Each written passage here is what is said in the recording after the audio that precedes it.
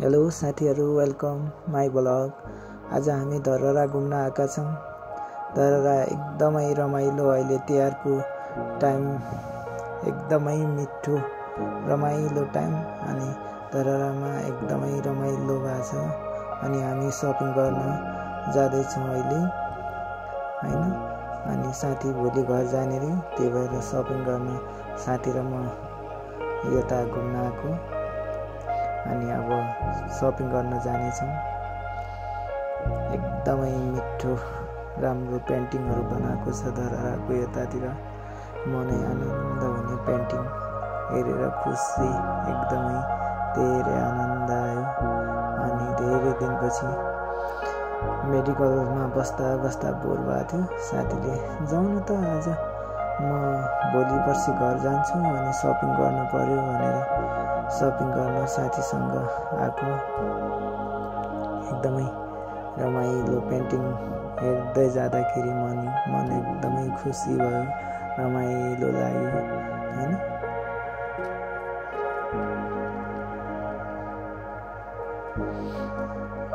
धेरै दिन भयो, आजभोलि एकदमै मन पनि भारी भएर आएको थियो।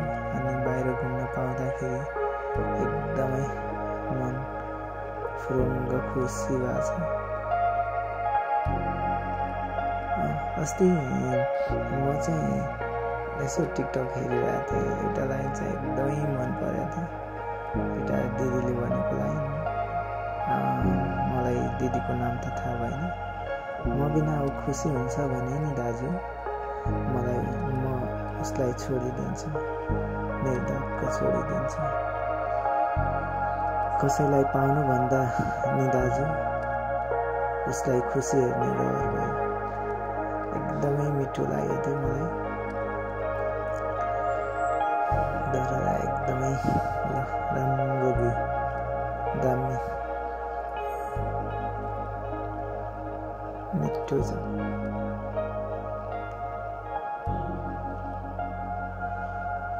रमाइलो ठाउँ, हैन। हामी सपिङ गर्न गएको। अब साथीले चाहिँ यसो जाउँ न त, घुम्न पनि हुन्छ, बोर भयो होला भनेर अनि आयो।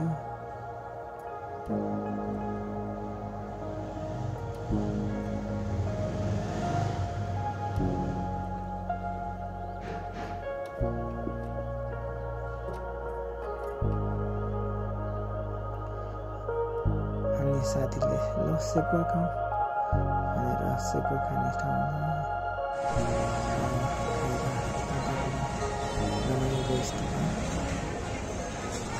एकदमै मनपर्ने ठाउँ मेरो।